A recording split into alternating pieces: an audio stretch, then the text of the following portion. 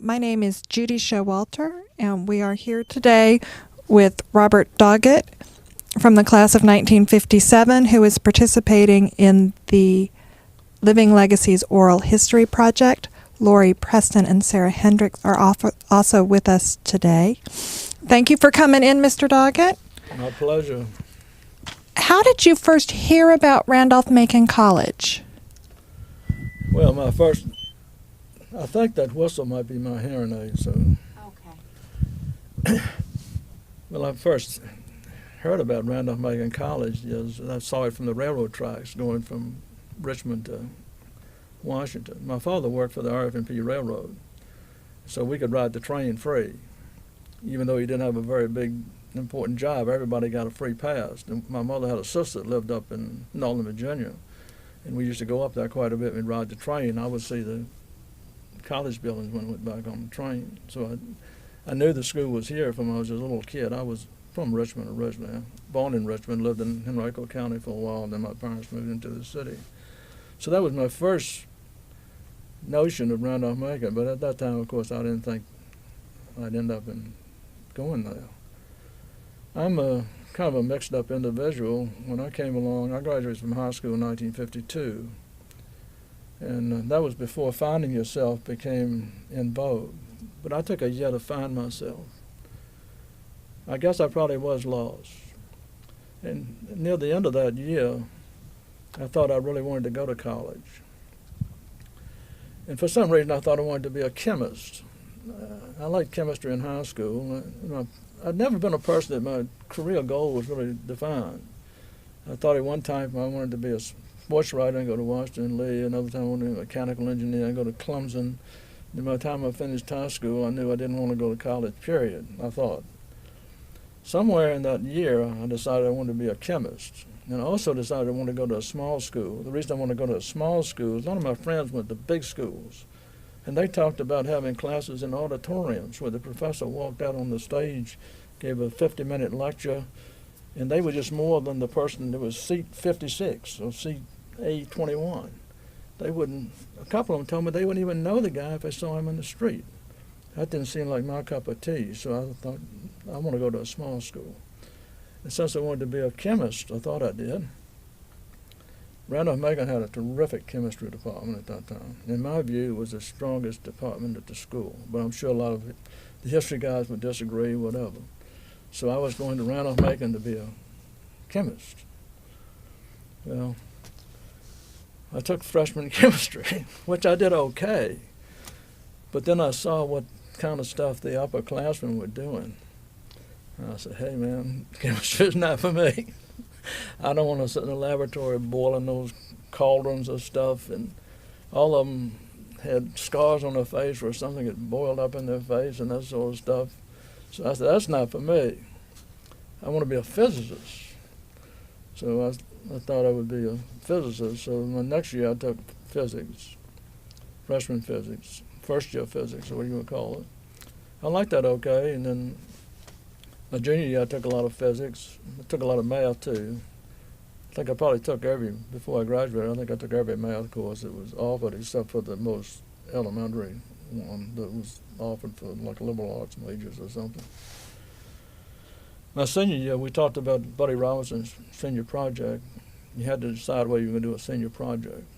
So at that point in time, I had enough courses I could be a physicist or a mathematician. I thought that, heck, I'm a heck of a lot better mathematician than I am a physicist. So I opted to do my senior project in math. So I still got a BS degree, but my major was in math. I had enough courses. If I'd have done my senior project in physics, then I would have done physics. I think I took every physics course. No, I think maybe every physics course but one that was offered. So there weren't anywhere near as many courses offered in the various disciplines as there are now. It was pretty much the core stuff.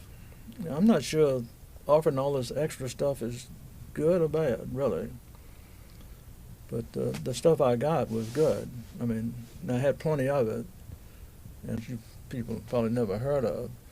National Advisory Committee for Aeronautics, which was the predecessor organization of NASA. I'm not quite sure why I went there, but it's the places it isn't the greatest thing since sliced bread. It was just a fantastic, unbelievable place to work. You can't imagine the quality of the people that were working at that place, the freedom you had. It was almost like a university of some description. It's all self-contained, nothing done on the contract when I first, everything. And everyone was just first rate except for me. I don't know how they let me in, but it turned out great, and my education here was just as good as the people's education that came from these big highfalutin schools. Now, the ones that took aeronautical engineering, of course, had courses that I didn't have. But I had more math training than they had. A lot of the courses I had covered the same, in physics, covered the same material that they covered, but it was just called something else. So, except for aeronautics, which I didn't know anything about, I really had a good background, and my training here was just as good. I'm not saying I was necessarily as smart as some of these people. What I'm saying is the courses I was offered here, the caliber of the professors here was certainly comparable to the people from these other schools. I mean, I worked with people from MIT, Illinois, Duke, goodness knows what else. I mean, and I'm not saying that, like I said, I'm not saying I was smarter, but my education was comparable, which I think speaks a lot for a little small liberal arts school, about 550 people located in the railroad tracks in Ashland, Virginia, that nobody then had ever heard of, probably. So, I don't know that I answered your question. I probably told you a lot more than you wanted to hear. Who were some of the professors that were important in math and physics and chemistry? Well, T. McNaughton Simpson was and Blinko were the two primary math professors I had. Both of them, there was another guy in the math department, but I didn't have him. He usually taught the lower level. I've forgotten his name. His name might have been Robertson or Robinson or something like that. The Simpson and Blinko were fantastic teachers, but they were totally opposite. Simpson was more of an applied mathematics guy. We're going to solve the problem. These are the tools we need to solve the problem. That's why the glass is not here. Blinko was prove every theorem, every lemma. He was a mathematician with a capital M, so they were quite contrasting in terms of my senior year. I took a class in, I believe it was my senior year, advanced calculus. Blinko taught the first semester and covered about 2 chapters because we proved everything, worked every problem, every lemma, everything we proved. The second semester, Simpson taught the class and he covered the rest of the book. It was good of both because Blinko really made you think about the innards of the math. Simpson made you think is how you're going to use this tool. Mathematics is really a tool. It's like a computer. It's like a tool to use to do things. And Simpson was telling you how to use this tool to solve problems. So it was really a great experience. The physics department was somewhat in turmoil when I was here. The two physics professors were a guy named Blues English, and I forget the other guy's first name, but his last name was Grove. Grove came back, went away and got his PhD. English went away and got his PhD. Both of them went away while I was here, and they brought, I guess both of them were gone probably my senior year. So they brought in a bunch of visiting professors to take up the slack, who were really first rate, I thought. The only problem was they taught the courses at night. But I can't remember those guys. But one guy was from the Virginia Institute of Scientific Research. I don't know whether it still exists or not, but it used to be right close. There used to be an old soldiers' home right in the Museum of Fine Arts, and what was the main building of that old soldiers' home was where this Virginia Institute of Scientific Research was. But this guy was really, he was a fantastic teacher, and he was a brilliant guy. And there was another guy, I've forgotten where he was from. I don't remember his name, but he was a good teacher too. Maybe that has something to do why I didn't think I was a physicist. I don't know. Who knows? But Grove, I guess English was the head of the department. When he came back, he became head of the department. I think there was some controversy concerning Bruce later on. And I think he quit in a huff or was fired in a huff, I don't know. And Grove, I think, became the department head, I believe. But I'm not, this is after my time, I'm not sure. Both of them were pretty nice guys, both of them pretty smart guys, good teachers. In fact, I can't think of a single professor here that I had I would call a poor teacher. Not all of them were excellent, but all of them were pretty good, I thought. But maybe I didn't have anything to measure against. If I'd gone to Hampton, Sydney, when I thought their teachers were a lot better. One of the best teachers I had when I was here was a guy named Bouchon. He was just passing through. He'd been a professor at the Military Academy at West Point and taught at Richmond, University of Richmond.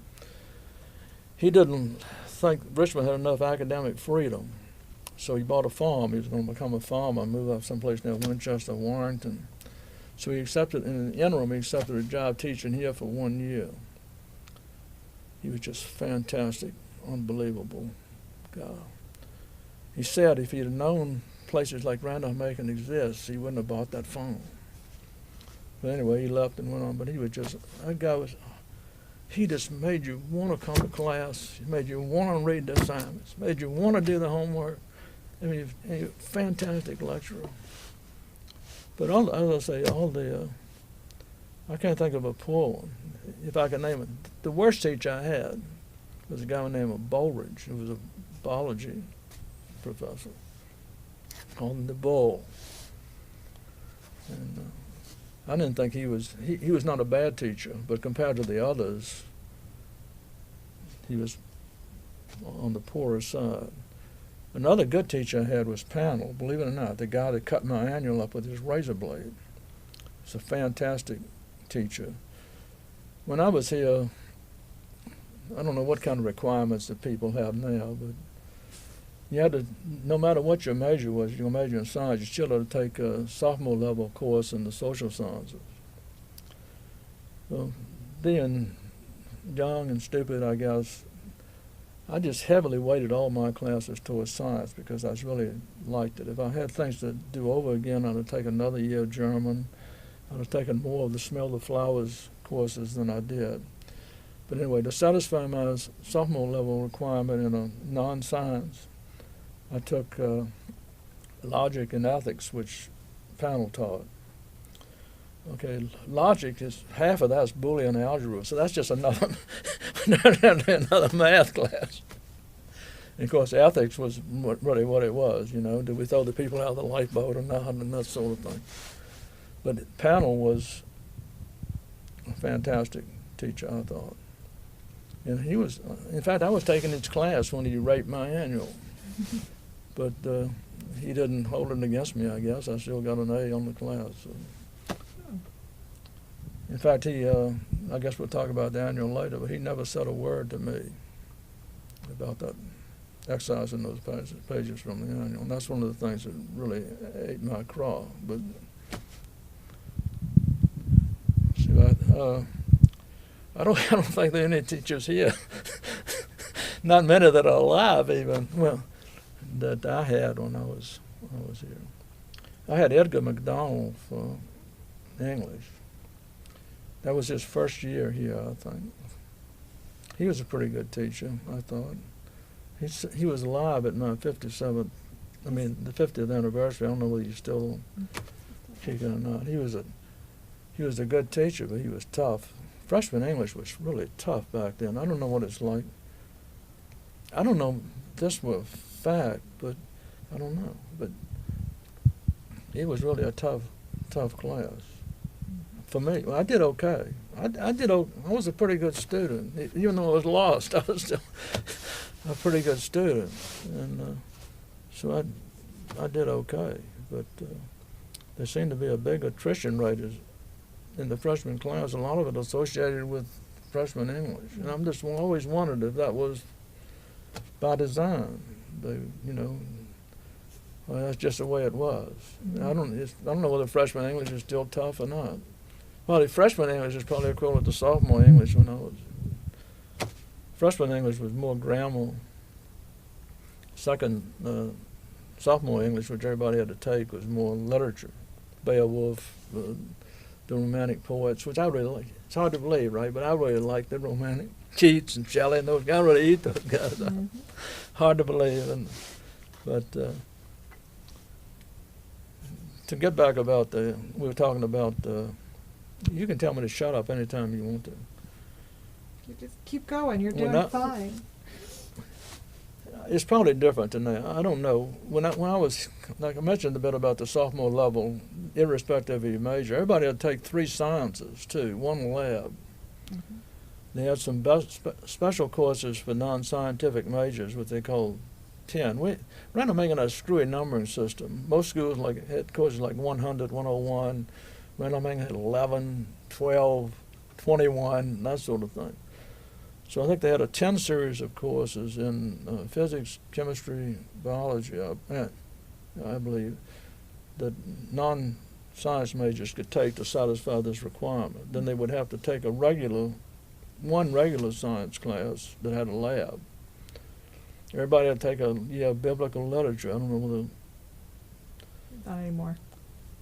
But that's not bad, really. That's not a bad thing to take. It really gives you a perspective on things. I took a lot of hard, difficult courses in my sophomore and junior years with the notion of this senior project was whatever it might be. I didn't know what it was. It was probably going to take a lot of time, so I deferred some of these required courses. Like I took the second year sophomore, the social sciences my junior year. I took biblical literature my senior year, which was really a sophomore level course, which of course it was pretty easy, but it was good. Anyway, everybody had to take at least a sophomore level of a foreign language, whether you still have that or not. Mm-hmm. Everybody had to take 2 years of English, 1 year of history, world history. Mm-hmm. I think that was all the required stuff, and you were up to your own devices to take the rest. As I say, I just took everything I could in science, which, looking back on it with the perspective of 50 years, I can see that was a mistake. Maybe I shouldn't have been a scientist even. If I was looking back, I could do something else. Maybe I was still lost. Even though I had a fantastic experience working at NACA and the SA, I really like history. It's kind of a hobby with me. But it's hard to work at the history store. That's true. But, I think the students now would tell you, the social studies majors will tell you that freshman chemistry is the weeding course. And the scientists will tell you that freshman English is the weeding course. I think it just depends on where your strength is. But they all do think there's at least one course that's for weeding. The faculty deny that. Well, as I say, I don't know whether it was really. Oh, I think they do, but they deny it. Well, I'm sure they would. They deny everything. It's the nature of the beast. Other than academics, what were some other things you did on campus? Well, I worked on the annual for 3 years. Mm-hmm. I belonged to a bunch of clubs like the Walter Hines Page Club, which was a history club. Mm-hmm. I was involved with Chi Beta Phi, which was the honorary science. I don't know whether that was founded. The rest of the honorary type fraternities didn't have to do much, but Chi Beta Phi had regular, not every month, but had regular programs, like would bring in somebody to give a lecture about something. So you're more involved with it than I think I was in the honorary journalism fraternity. It didn't do anything. All they did was give you a certificate, and that was the end of it. Circle K, which is like a college equivalent of Key Club. I don't know, was the Circle K still? It was organized when I was here. I think I was a charter member, I believe. Hard to believe, but the Sketch Club. I'm not very artistic, but there was a Sketch Club, and I belonged to the Sketch Club. Just people that kind of interested in drawing and art and that sort of thing. We didn't do much, really. I played football my first year, which I got a lot of, so that made me a member of the varsity club. My social life kind of evolved around the KAs. I was a KA. I mentioned I was the editor of the Fishtails, which was really the work done over summer. I drew if you dig out the Fishtails that I edited, which would be the one for 54, I guess, I drew the cover. So if you want to see my artistic skills, just don't laugh when you see them. Also, I ran for a couple of student offices, but I never won. I lost the election for president of the student body by 8 votes. Lost to classmate Sam Bland. That was about the same time the annual was excised. I don't remember whether that election was right before that or right after. So that was a tough time. But that wasn't that's just the way the thing was. That wasn't a traumatic experience. Kind of I don't know how things are run now about the student government and whether there even is a student government. And back in my day, the school was divided into 2 political parties, but the composition of the parties was dynamic. In other words, Organization A was not necessarily always a member of Party B. It might vary from time to time. My junior year, several of us got together and we wanted to destroy the present structure, political structure. And we did. We created a new party. We would have a candidate by the name of Sam Bland, the guy that ends up defeats me. So I'm one of the creators of this new political party. We got this new party, and here comes another group along that includes my fraternity, which was in the original, this new party that we created with Bland going to be the standard bearer. My fraternity wants to join the other party and have me run for president under the banner of the other party. I didn't think much of that, but they kept insisting, and then I got some pressure from some other organizations, so I switched parties. And Bland, the guy I had championed to run for the other job, beat me. So it's just the way it is. No hard feelings with Sam. I still know Sam to this day. He went away to Harvard, but then he came and worked in NASA. We never actually, yes we did. We worked in the same branch for a while. But he did a little bit different work from what I did. But there was no hard feelings with Sam.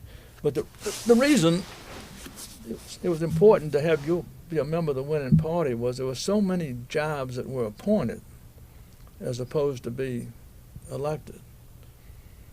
The new president appointed a lot of positions in the student government.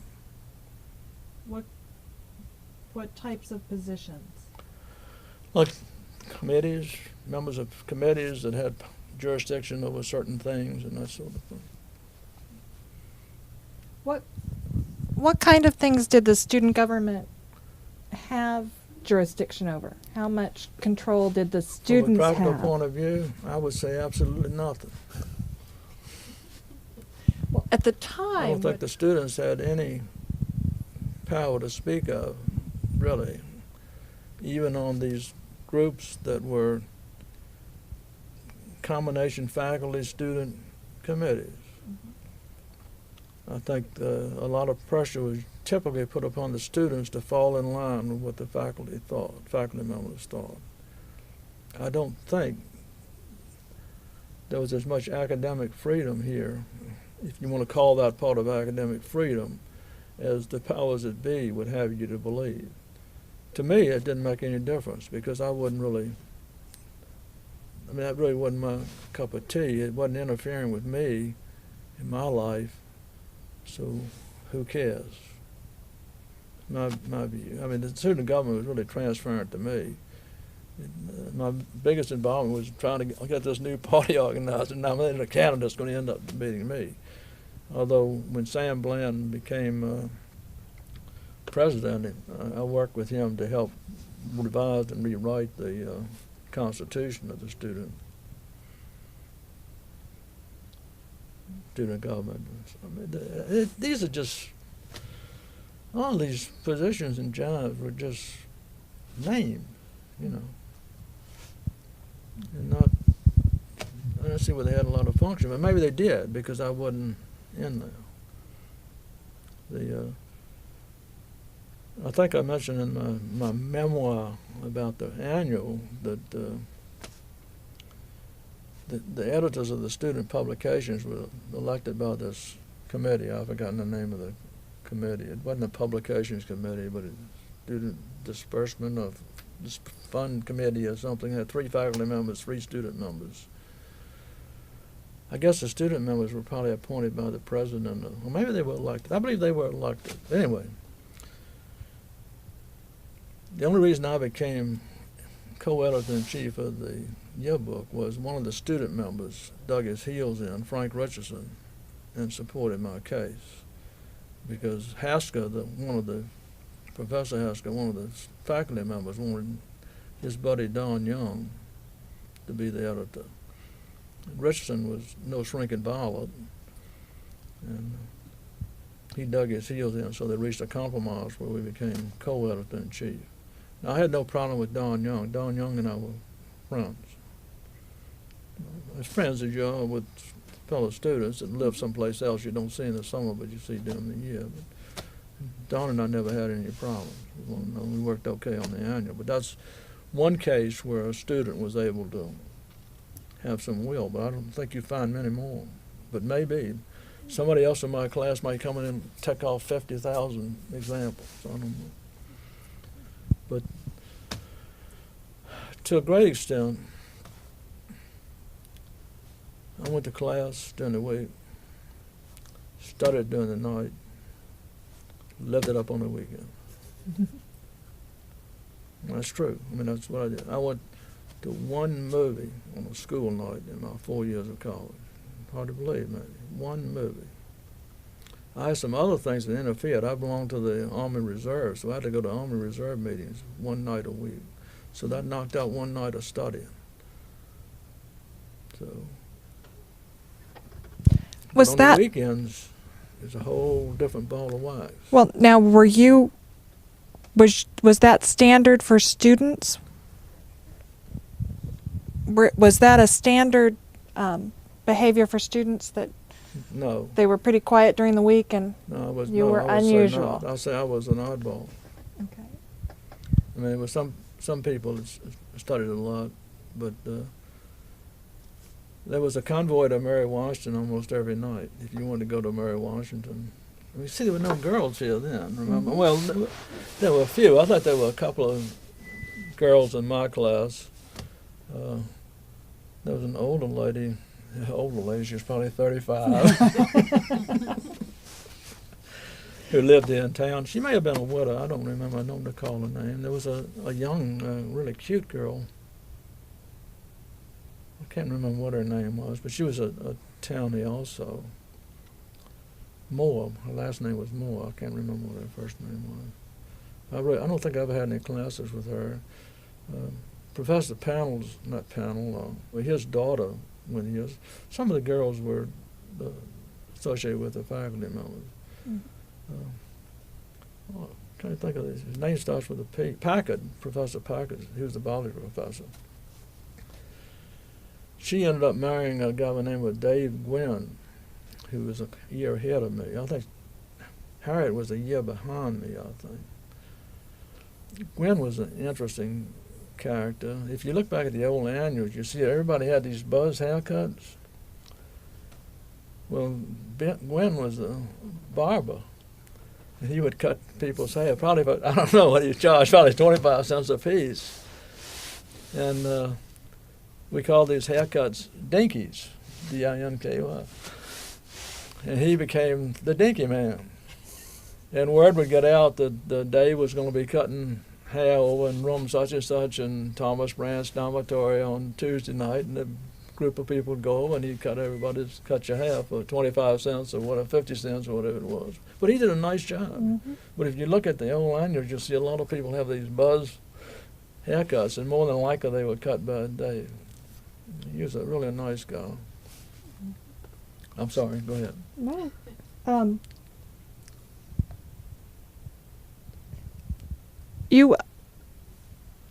Since we're talking about social life, you mentioned before we started alcohol policies and whether or not they were enforced. Okay. I don't know whether there are any rules and regulations about drinking or not. That would be something that's looking fishtails to see if it says anything. But there were no rules and regulations enforced, whatever the rules might have been. There was no attempt, as far as I could see, to prevent underage drinking. No checking IDs at the door. I'm not saying it's encouraged. Don't misunderstand. But I don't think there was, that I saw, any effort to try to keep young underage people from drinking. I think the drinking age was 21 probably back then. I'm not sure. What is it now? Be 18? Well, no, 18 it- now. Huh? It was 21 No, now. it's 21 now. It was Now 21. in the Yeah, the at 80s it was Yeah, 18. they moved it. Okay, in, like, well the maybe late drop down then back up. Yeah, it was Yeah. 21 at that point. Was it? And then it dropped down to 18.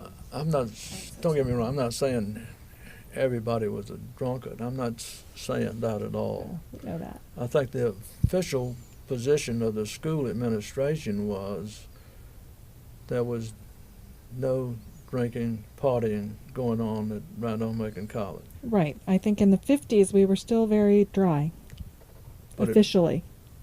It wasn't, what I'm telling you, it wasn't dry. It was very wet. And the powers that be didn't go over to the fraternity houses to make sure that something wasn't going on. Mhm. Is what I'm saying. If a fraternity had a cake party, nobody made sure that everybody was over 21 or 21 over, whatever they had to be. And that's true. I mean, they saw it. That's like, I was a KA, Knights of Alcohol, right? Anyway, we had a formal dance just for the KAs.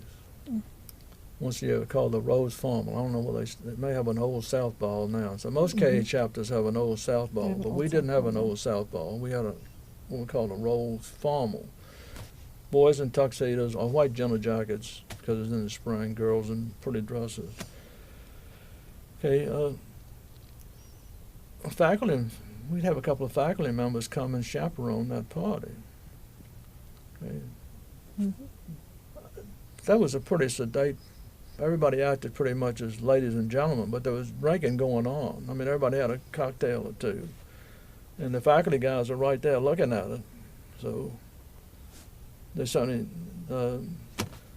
maybe was the chaperone for that my junior year. I remember that very explicitly. He was the dean of faculty or something like that. So here he is. He's seeing this bad stuff going on. Maybe the rules up here say this, but it still went on. But as I said before, I don't think probably most colleges at that time. I mean, I don't think this was a school of lushes. There were plenty of people here that didn't drink.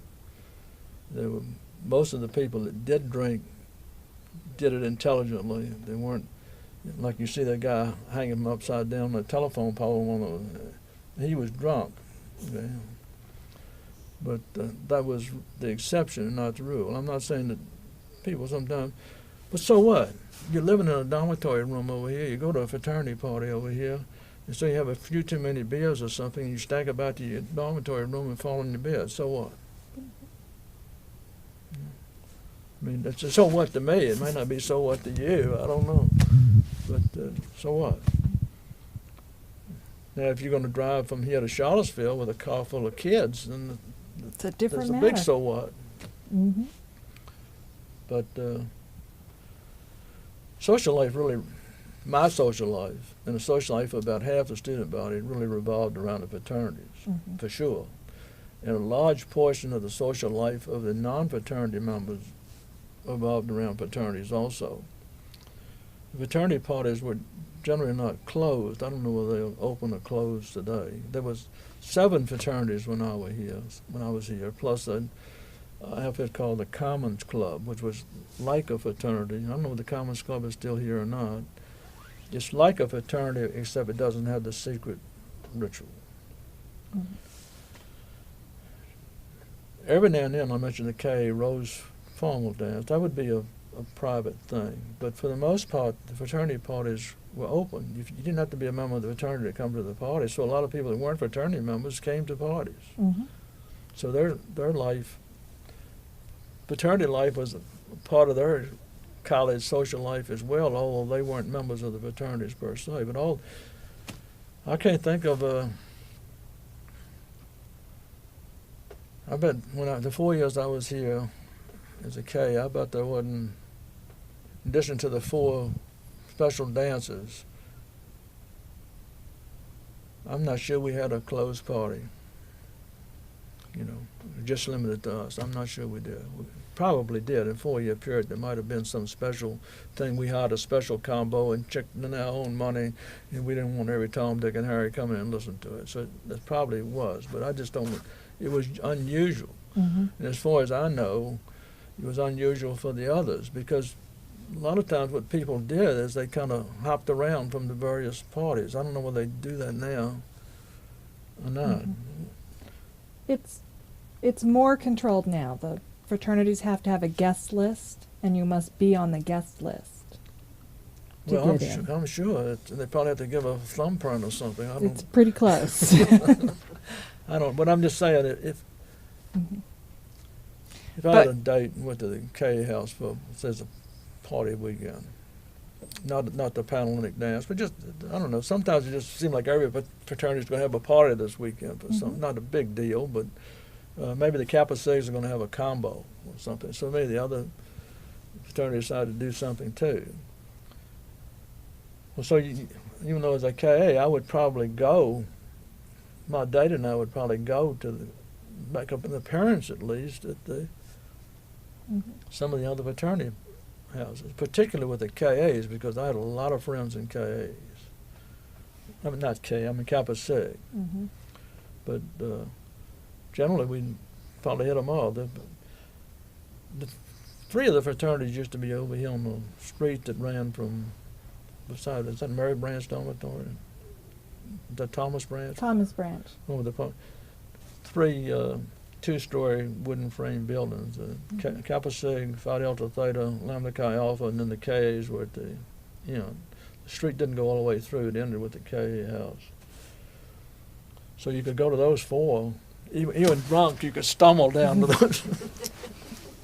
those 4, and then the Theta Chi was over here on College Avenue. Maybe it's still the same place. Theta Chi is still in the same place. SAE is The- still in the same place. SAE is the same place. Well, no, it wasn't the SAE Or are they newer? when I was here. Okay. Lambda Chi Alpha, which is no longer here, I believe. They're probably bad. Are they bad? They had a little problem. They were down this street in the next block from the Theta Chi. Mm-hmm. And the SPE was over on the main drive. Yeah, England Street, yeah. So you might not make it all the way over to the SPE house, although I knew a lot of people. I knew a lot of, I mean, let's face it, the school was only Yeah. about 550 people. So you pretty much knew everybody in your class and everybody in the class below you and everybody in the class ahead of you. When you were a senior, you might not know many freshmen because you didn't bump into them as a course of doing business, so to speak. You're not in their classes and that sort of stuff. Mm-hmm. So unless they belong to your fraternity or happen to be a good friend of some friend of yours or belong to some organization you work with, you really didn't know too many freshmen, but you pretty much knew a lot of the upperclassmen. Mm-hmm. So you knew people in all the different fraternities. I didn't have much associated with the Theta Chi's. Didn't go with that too much. I was the smallest fraternity. I don't know how many people it had. Lambda Chi was the largest, and I think the rest of them were roughly about the same size, probably about 30 people, 25 to 30. Lambda Chi was probably 40-some. Theta Chi maybe 12 to 15. Commons Club was probably 15 to 20. But the social life was pretty much evolved around the fraternities, although I don't know, once or twice a year we had a big formal dance, Panhellenic dances. I don't know whether they still have those.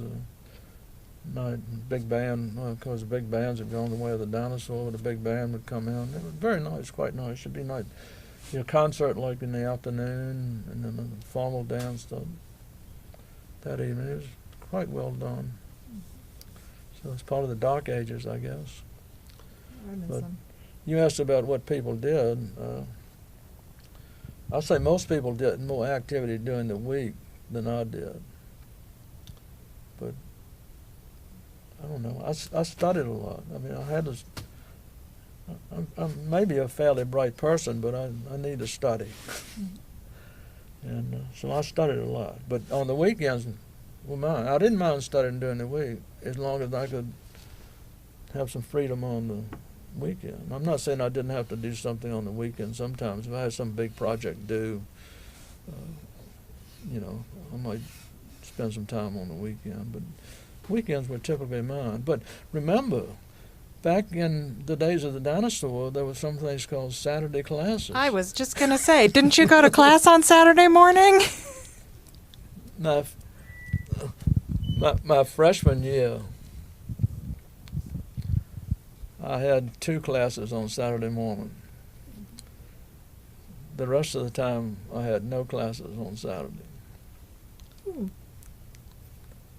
That's because I was able to get the classes I wanted and not have to take any Saturday classes. So Saturday morning classes after my freshman year, a lot of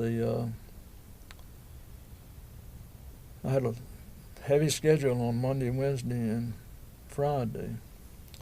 And then it seemed to me I had a couple of classes that were taught like Tuesday and Thursday, but extended periods. Mm-hmm. And I had a lot of labs because I took all these science classes. And for the most part, they were like on Tuesdays and Thursdays for some reason. Because of the extended block. Well, nobody extended block. Only we had. Because it was a longer class period. But anyway, I tried to stay away from the Saturday class. But I had like 8 o'clock class on Saturday morning. Mm-hmm. I mean, I don't mind didn't mind the 8 o'clock class. I'm an early riser anyway. But, and Thanksgiving holiday was one day, Thanksgiving Day. Missed a class on the day before, the Friday after Thanksgiving, double cuts. Ow. So tell me it's tough now, right? They get a little more time now. I'm not pulling your leg. That's true. Mm-hmm. And they probably don't even have cuts anymore. You probably can go to class if you want not. No, it's up to the professor. Some of them are harsher than others. Okay, back in the Dark Ages. Now, yeah, you probably have all have heard all this stuff before. I don't know. From the previous semester. So if you were taking a 3-hour course, like say freshman English was a 3-hour course, Monday, Wednesday, and Friday, Mm-hmm. you could cut that class 3 times unexcused. If you were taking sophomore English and you'd been on the dean's list the second semester of your freshman year, then you could cut it 6 times. 2 cuts per semester out. So if you had a 4-hour course, like a lot of the 4 or 5 hour course, like a lot of the science courses were, you could go from 4 to 8 or 5 to 10. Now that you could have excused absences on top of that. If you were sick and you went over to Dr. Cosmic Ray and got an excuse from him, then that wouldn't count against the. But it seemed like to me there might have been a total number. You know, everything. I don't remember. I know the year I played football, my freshman year, I had a 10 o'clock class, an 8 o'clock class, and a 10 o'clock class. And I missed that for football, just for football, I missed that 8 times. Because I missed it every game, whether it was home or away, except for the Richmond game, which was played at night. And that's a lot to me, that was a lot to miss a class. Plus a class like German, which language was not my forte, and which didn't come that easy. So missing that class that much was tough. Mm-hmm. I don't see how. 10 seems like a lot to me. Class. I learned in class. I mean, I was just like a sponge. I learned more in class than I did probably studying, I guess. I don't know. But I had to go to class. I didn't, very seldom did I cut a class. Very seldom, rarely. Even though after my first year I was a dean's list student the whole time, so I had the double cuts, but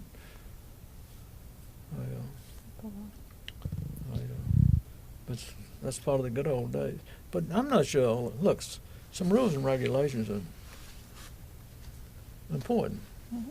You know, sometimes you got to draw the line. Sometimes you got to let them run away. I don't know. I think if probably a lot of people drop out, they end up out of school and do poorly because they have unlimited cuts. So, I mean, when you're such an 18, 19-year-old kid to have all that self-discipline, you must believe in a tooth fairy or something.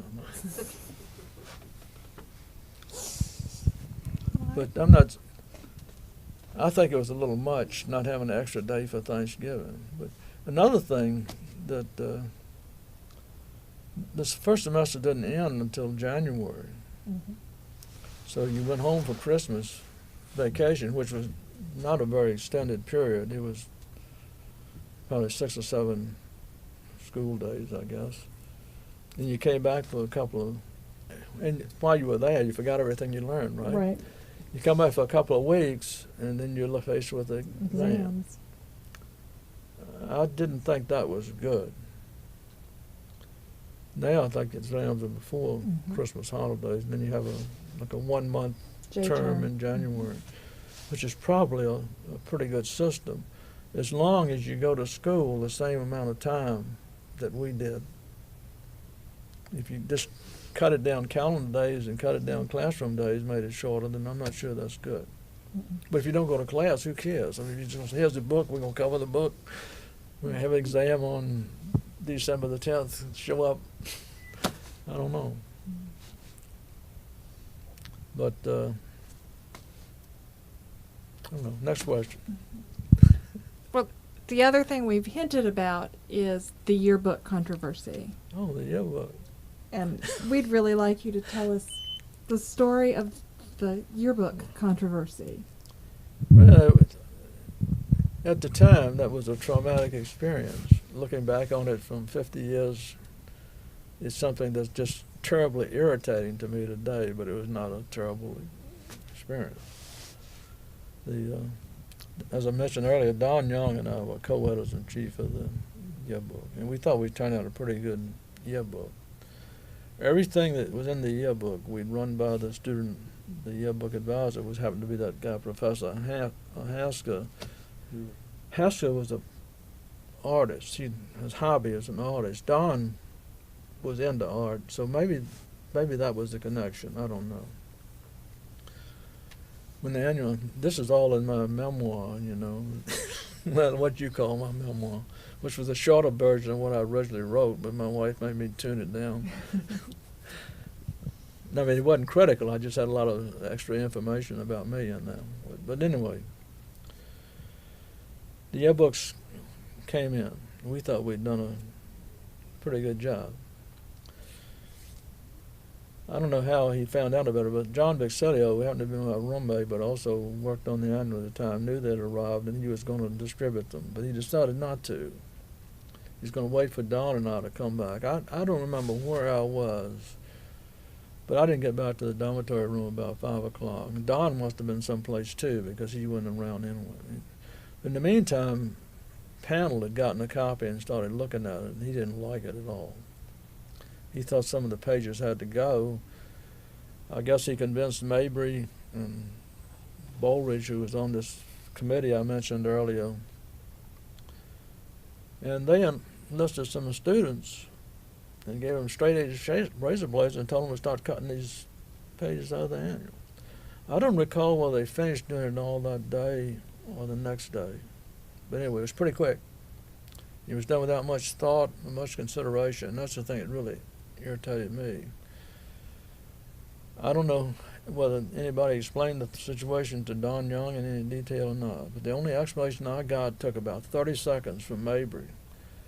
And he said, those pictures I showed you, he said there were some pictures in there that could cause the school to be sued, and they had to be removed. Okay. He knew absolutely nothing about where those pictures came from, the circumstances on which they were taken, whether there was any threat of the school being sued or anything else. They just didn't like that feature section, and they also wanted to cut it out, and they was looking for an excuse. Those pictures were essentially posed in that room. There was no hanky-panky going on. Those girls weren't going to sue anybody. Two boys, I don't remember the girl's name, but Glenwood Holland, the girl who was with John Vixelio, who was the other guy, ended up marrying Glenwood. She was really not, the girl at the time was John's date, but she really was more of a friend than she was a girl and a friend, as opposed to a girlfriend. The picture was taken by a guy by the name of Sam Oakey, who's now dead. He was in that class. He had a funeral home up in Benton, I think it was. So they were kind of stage pictures. So those girls weren't going to sue anybody. For the life of me, I can't see why maybe a Panel or who. Panel was the ringleader in all this. Why he didn't call us into the office and read the riot act to us. Panel never said one word to me about that thing. Not one word to me. Mabry said, I told you, about 30 seconds worth, and that's all he said about those offensive pictures. The school could be sued. That was it. We weren't punished. Man, you guys really screwed it up here. I really felt bad because it ruined the annual, that whole senior class. You know, they took out their feature section. So the thing that really troubled me, and the thing that really irritated me, and still irritates me, is they didn't have the nerve to call us in. And if it was so offensive, why didn't they call us in and try to punish us in some way? You know? They did nothing, and didn't even offer us what I consider to be a legitimate explanation, although I don't know what they might have told Don. But as I say, all this stuff had been approved by Haskell. They didn't fire him either. So I think they just didn't like that feature section. The school was trying to, two things. I mentioned all the stuff about the party. That's not an image that Randolph-Macon wanted to put out. Right. And if you look at that feature section, it's pretty obvious some parties going on, right? So we were trying to capture the life of the school as it was, not what maybe a Panel thought it was. As I say, Panel was a terrific teacher, but from that day forward, I didn't have a nice letter from Grillette Simpson, who used to be a dean here, and at that time he just become Chancellor of Mary Washington, talking about that incident. And he was quite critical of the way Panel and company behaved. He was more than just, hey, I'm sorry it happened, fellas. I don't want to I'm not sure I remember some of the exact words he used. I think I do, but I'm not going to say them here because I might be misremembering. But he was a lot more critical than I thought he would have been to his fellows, which really meant a lot to me. As I say, I've got that someplace in a safe place. So safe I can't find it. So, I don't know. I didn't work on the annual anymore. What could I be? I was co-editor-in-chief. I was the end of it. Johnny Vexellio, I think Johnny Vexellio should have been the one that was the editor of the annual in the senior year. So I think he was punished. He became something like co-assistant editor or something like that. But I think if Young and I hadn't screwed up, I think Johnny would have been editor of the yearbook the senior year. I think he was punished because the editors, as I said earlier, was selected by this faculty-student committee. And there weren't any Frank Richardsons around anymore to fight for John. But he wasn't punished to the extent that he was forbidden to work on it. And he was in one of the pictures. He's in the pictures. He's one of the guys in the pictures. In fact, that was taken in Johnny and I's dormitory room. The basement of Thomas Branch, is that the one? Thomas Branch is on the corner. Mary Branch is the one. Okay, Mary Branch is in the middle. Okay. If you face the administrative offices, were in the center section of that building back then. Mary Branch. The dean's office is facing the back, facing from the fountain. Left basement was the dean's office. Right basement was the financial, the treasurer, and that sort of thing. Is this the way it was when you were here? But you remember that from your archives. Huh? She's shaking her head, yes. The rooms are still there. When I came back from my 50th reunion, I wanted to take a look at those rooms. And some of the gals in my office said if I went over to the security office, a security guy would take me over there and show me the room. So I did. He did. In the basement, there are three. I don't know, you've been in the basement over there? Well, No? I lived in Mary Branch. Huh? I've been in all of it. Did you live in the basement where the three rooms are? Okay, in that wing to the left, in the basement, there are three rooms, two good-sized rooms and one small room. That's Johnny and I had the small room that year. Next year, we had one of the bigger rooms. Down there was a bathroom. You know, it was a boys' bathroom, showers and, you know, that sort of stuff. But it was like a private suite of 3 rooms down there all together. So it was a tremendous place to. And that was a parking lot instead of being a fountain and all that stuff. That was a parking lot. Although very few students had cars back then. It's not like now. We just like everybody's got a car, maybe 2 cars. I don't know how many cars there were, but I was trying to think about that driving up here today. When I was in KAs, I can only remember 3 or 4 people having automobiles. It was like 30 people. There were probably some more, but and one of them was married. You know, most of the married people had cars, but the average students, most of them didn't have cars. I don't know how many were on campus. I don't know whether there were rules or regulations about freshmen and sophomore not having cars or not. I don't know. But look, times were different. It's a lot cheaper to go here then. For some reason, I think the total cost of going here my freshman year was $1,080. It's like $26,000, $27,000 now. And that was pretty much in line with public schools. My wife went to William and Mary, and she paid more than that to go to William and Mary. So now what William and Mary is probably $10,000. He has 2 or 3 times that. So but people didn't have all the money either. You know, I think, I don't know. It seemed like to me, and this may be a generalization is not appropriate, that the kids that go here are kind of on the upper snooty category.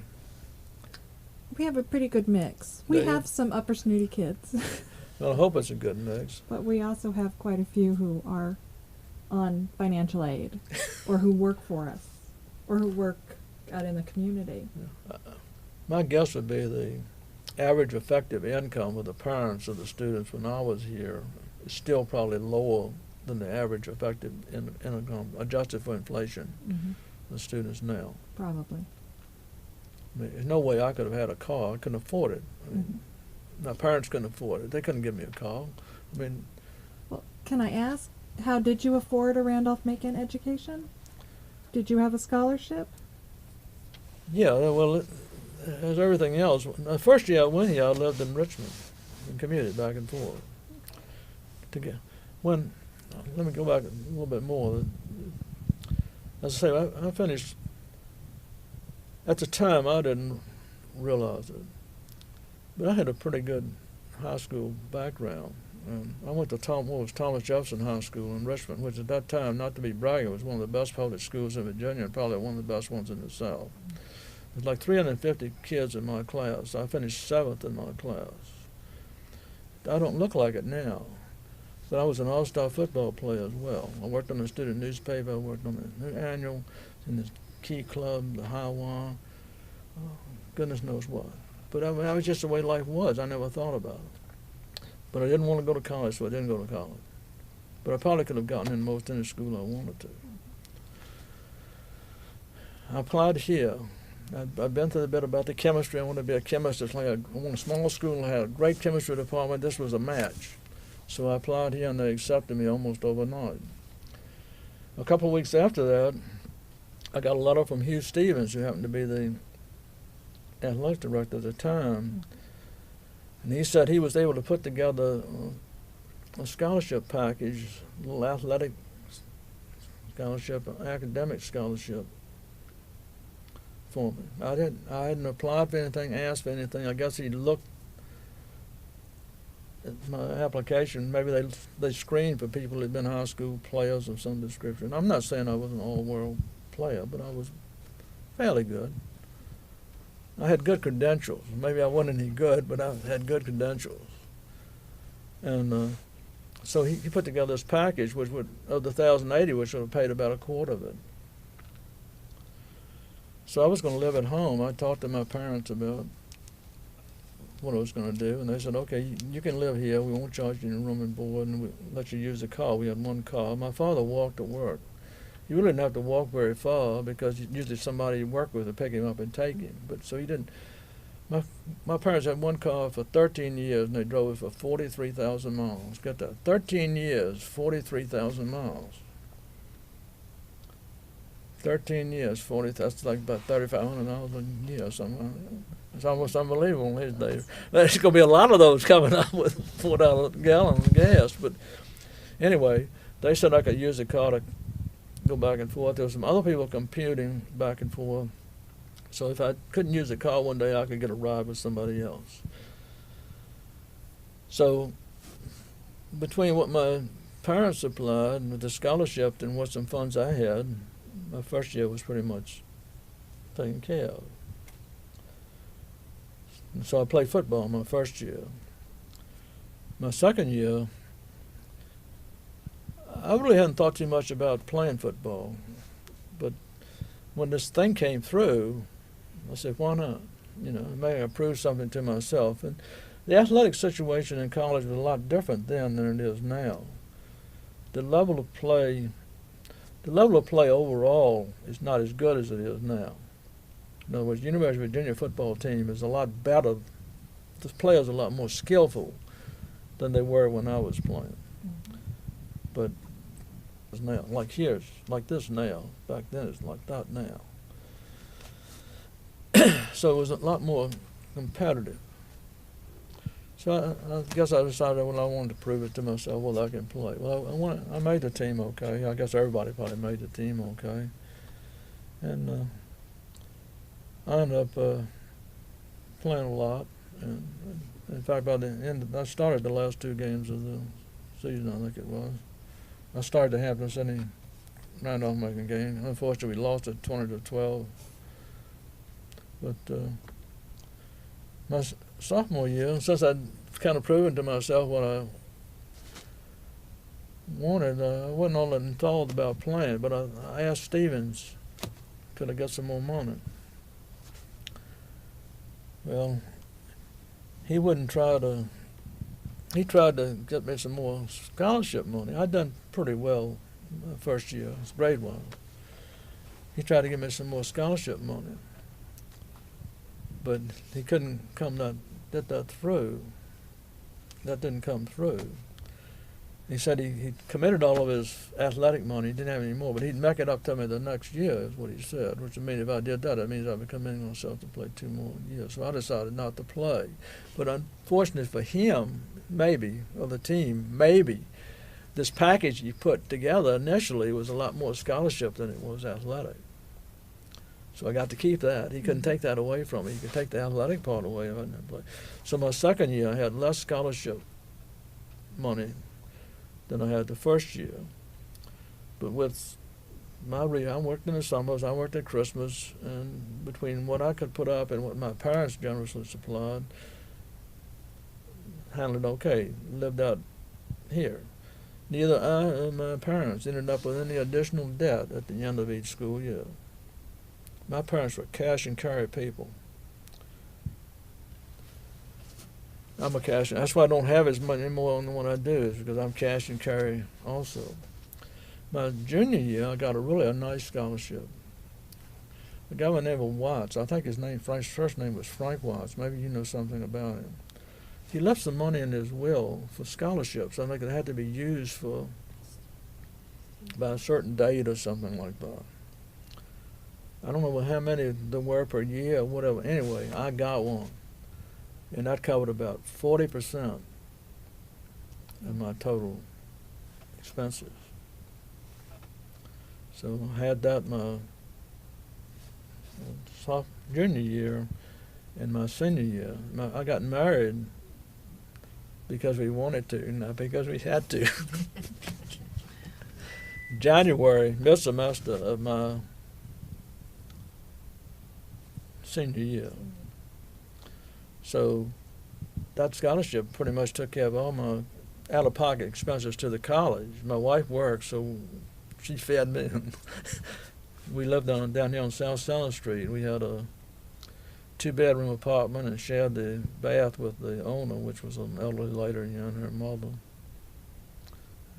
And it was just, the kitchen was, I don't know, maybe a quarter the size of this room. You could stand in the middle of the kitchen and such a touch on the walls. You know, bedroom, living room, everything was the former dining room in this house. And then, as I say, we shared the downstairs bath with the lady and her mother, and then she rented the upstairs up to somebody else. I've forgotten what we paid, but next to nothing. But for a couple of newlyweds, man, it was fantastic. Who cares? We got stuff down the back. So, it's tough studying when in the same room and the TV's going on, that sort of thing, but it worked okay. I think my parents and my wife's parents thought my grades would probably go down the tube at last semester, but they didn't. I did okay. So it worked okay. So I got a lot of scholarship help.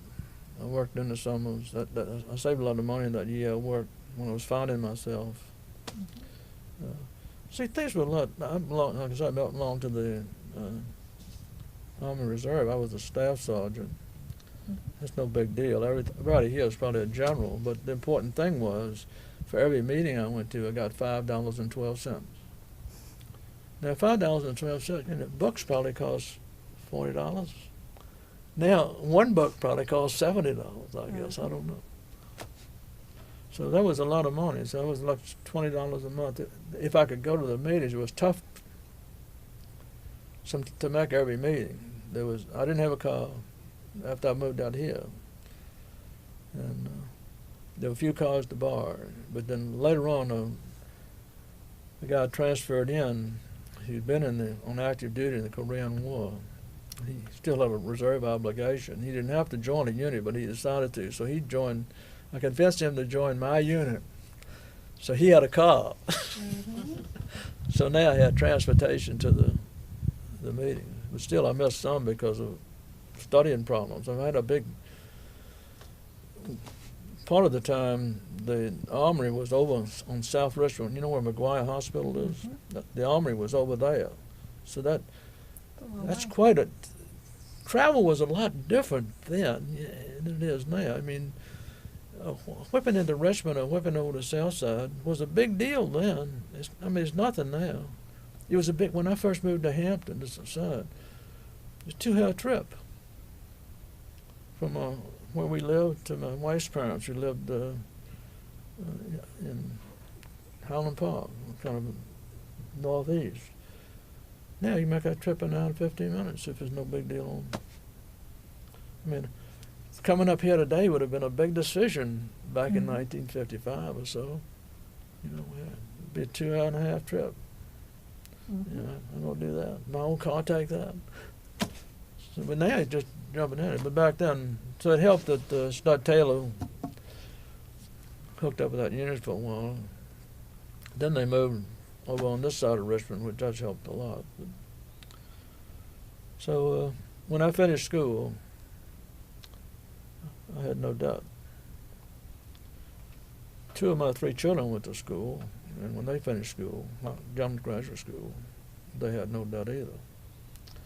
And for the life of me, even with all these high prices and everything else, if somebody like me from very humble upbringing, can pull something off like that, I don't see why people should have to end up with $50,000, $60,000, $70,000 worth of debt to go to school. I don't see it. I know why it does, because my daughter went to graduate school, and when she finished graduate school, she had some debt, and that's because she lived like she wasn't going to school. That's the first semester in graduate school. She lived in college supply. After that, we got to have our own apartment, we got to have our own car, we got to have everything else. And she lived just like she was working or something, but she wasn't. She was going to graduate school full time. So, but that's her problem. I didn't pay for graduate school. I'm sorry for the aside. That's quite all right, because that's kind of our next question is, your class, the class of 1957, has decided to give money in form of a scholarship. Can you tell us how that came about? What was the inspiration for, why a scholarship and not a tree? I mean, why a scholarship and not Or not any- larger windows in the cafeteria? Yeah. I don't know. I don't know who was. Doug Lawson was the chairman of the, whatever that committee is, the gift committee. And I don't remember who else was on that committee off the top of my head. Doug Forrester might have been. I'm not sure who was on that committee. I really don't know. If I were taking a guess, I would imagine Doug. That was Doug's notion. But I don't know. I think it's great. Personally, I think that's a hell of a lot better than a tree, pardon my French. Well, that's Because scholarships really helped me get through school. I'd have been able to do it without the scholarships, but it'd been a lot harder. But I think I would have been able to pull it off without any debt, ending up with a debt, up to, I believe. But I'd had to work a lot more. My grades would have suffered because I'd have probably had to get a part-time job doing school. And especially with the school costing so much. And I got a great education. Yeah, I'm sure that people are getting even better educations now, although I still question all these extra courses, whether they really add the benefit that they think they do. We saw that kind of thing in the public schools where you started adding all these photojournalism became an English class and stuff like that. Nice stuff, but isn't it better to teach your people grammar? To get back to me, probably the kind of thing you could care less about.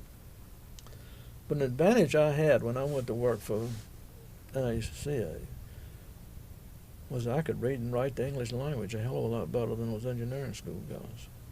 I'm serious. And you don't think that's important, then you live in Never Never Land. Because you can be the world's greatest scientist, and you can find the world's greatest widget, but if you aren't able to tell somebody about it, it's useless. You might as well never found it. And it's unbelievable how poorly some of those people are trained in basic reading and writing. And it's getting worse. That's the thing that's so frightening. It's getting worse. Near the end of my career, one of my jobs was working with, they have a cooperative education program where kids go to school 6 months, work for 6 months, and that sort of thing. And they have to write a bunch of reports describing their work that they send back to the school. I mean, some of that stuff seems like it was written by about a 10-year-old kid. I mean, it's just unbelievable. I mean, it's just, look, we're not talking about people with IQs of 0. Mm-hmm. We're talking about brilliant people near the top of their class in some kind of engineering at some fine school that probably haven't had 2 or 3 grammar courses in their whole life. So, but anyway, that really helped me, and it's going to help a lot of the people here too that go into sciences. If you still make them take English, I don't know, Oh, we do. but it's got to be grammar. That's not photojournalism. It's got to be grammar, because that's what's important. I'm sorry.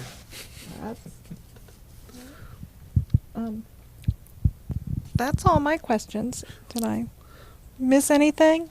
How did you stay in contact with Randolph-Macon between when you graduated and now, basically? Did you participate in I'm sorry.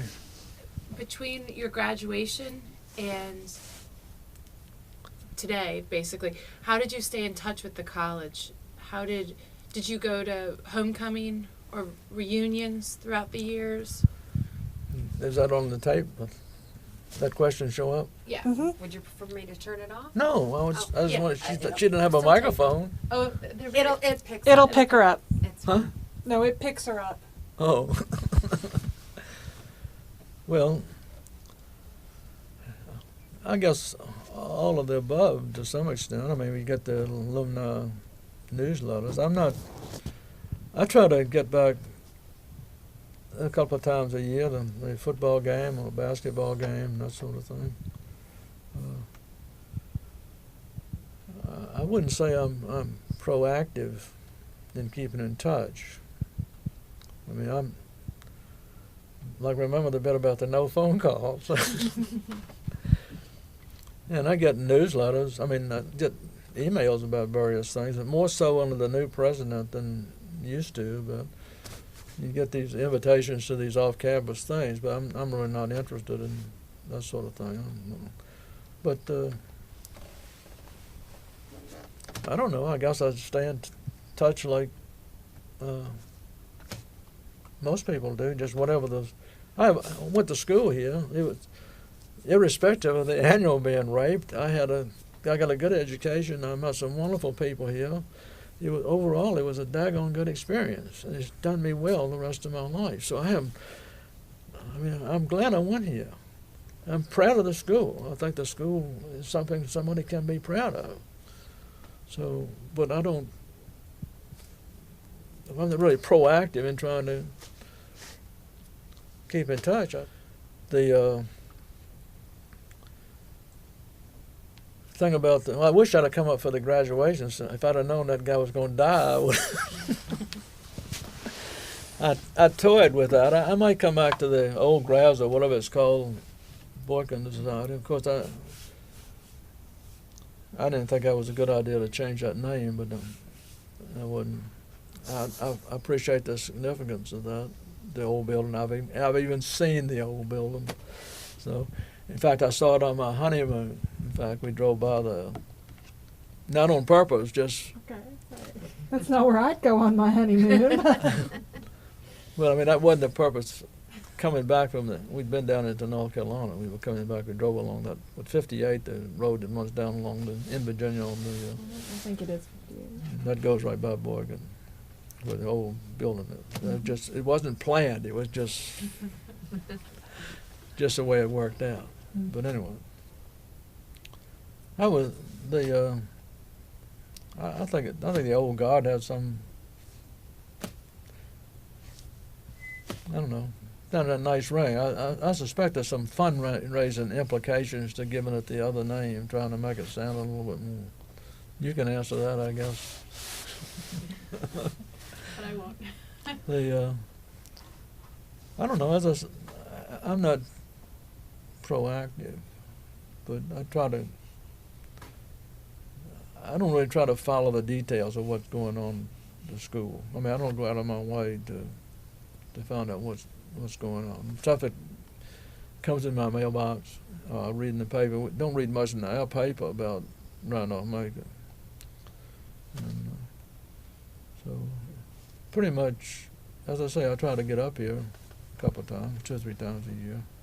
I don't know. I have a torn rotator cuff in my right shoulder, and I'll have to get fixed in a couple of weeks, assuming I pass all the pre-operation physicals. I've had that done before on my left shoulder, and that puts you out of commission for about 3 months. Mm-hmm. Have you had that? What? No, I've avoided it. Huh? But I avoided the surgery, but I tore my cuff. You haven't had it? I haven't had to have it repaired. It wasn't that bad. Well, it'll get worse with time, so it's something That's for me what to they look told forward me. to. It's the worst experience I've ever had in my life. The operation is fantastic to watch it on television. You don't put you to sleep. Just numb it. The little tools the guy has are just unbelievable to do the job. But after that, it's hell. I mean, with a capital H. So you need to put it off as long as you want. This is not a new tear. It's just gotten to the point that it has to be fixed. It's interfering with my quality of life. Mm-hmm. So it has to be fixed. So I had the left one done, so I know exactly what I'm looking forward to and how painful it is. I mean painful. Painful with a capital P. Can't get comfortable, can't sleep. Horrible. But anyway, I gotta have it done. Put it off as long as you can, but you don't want to put it off till it gets too big. You raise your hand over your head? I still can raise my hand over my head. Huh? Yes. Yeah, I did the physical therapy thing, so I got all my motion back. So it just aches Well. sometimes now. Well, as young as you are, you're going to have it done before you die, probably. Mm-hmm. Maybe the techniques will improve. I don't know. It's a basic, I guess, physiology of the shoulder. There's no circulation to speak of in the shoulder, so the healing processes take so long. Slower. Mm-hmm. Okay. Okay. Next question. Any more questions? I just have a question about the library. Did you study in the library much? Did you do much research? Did you ask questions from the librarian? I didn't. I went to. I used the library quite a bit for studying because it was quiet. Back in, they had desks, not desks really, but like small tables down buried in the stacks. Like the main reading room was on the the top floor. Is that a 3-story building or a 2-story building? I don't know. Anyway, I think Well, 2 in a basement. I say it's like 2.5. I think I believe you. I don't know. Anyway, in the stacks, wherever they were, deathly quiet in there. I doubt if I ever asked a librarian a question thinking about it. I don't know. And then back then, some of the departments, like the physics department, for instance, had a little library of its own. I don't know whether they still do that. So down in the front part of Smithy was here when I was here, but the back part is all new. And there was a physics library in math. Physics and math, I guess, library, because that building was used for physics and math. Back then, there were 3 buildings along the railroad. Washington Hall, the chemistry building, which is now Art Center or something. Mm-hmm. Then another building down towards the KA house that was the biology building. Petty John. Yeah, well, they had a name. Yeah. I don't know why they didn't restore that building. I guess it was in just too sad a shape. I don't know. But that was the biology building. The old Washington Franklin Hall was just used for storage. Fox Hall was here. Blackwell Auditorium was here. The front part of Smithy was here. And over in this region were a couple of frame buildings. Mm-hmm. I guess they're probably left over from the Second World War. I think one of those was economics, and the other one might have been, what was it, psychology? Is that the thing where they run the rats around the maze? Mhm. And, I think the other one might have been psychology. I'm not sure. The school didn't have all these satellite offices and all these little houses around here either. And like I said, the library was just the two main dormitories, and then Irby, one of the, like it's a whole complex of those, I don't know what you call them, spread out Mhm. down the street here. Irby was the only one that was there when I was here. And of course, it didn't have the Crenshaw Gymnasium, just had the old alumni gymnasium. Swimming pool was in the alumni gymnasium. Mhm. Fermi was back in the parking lot between, you know, all this stuff. And Mhm. Showalter knows all this stuff from her experience in the archives, I guess. So the place was the physical plant was a lot different. You talked about we were talking earlier about the windows in the cafeteria, about how some of the people thought it wasn't bright enough or something and made them build in the pits. The physical plant, when I was here, was nothing compared to what it is today. The bookstore, maybe was bookstore, student center, I guess you would call it. It was like a soda fountain in it. Mhm. It was maybe twice the size of these two rooms.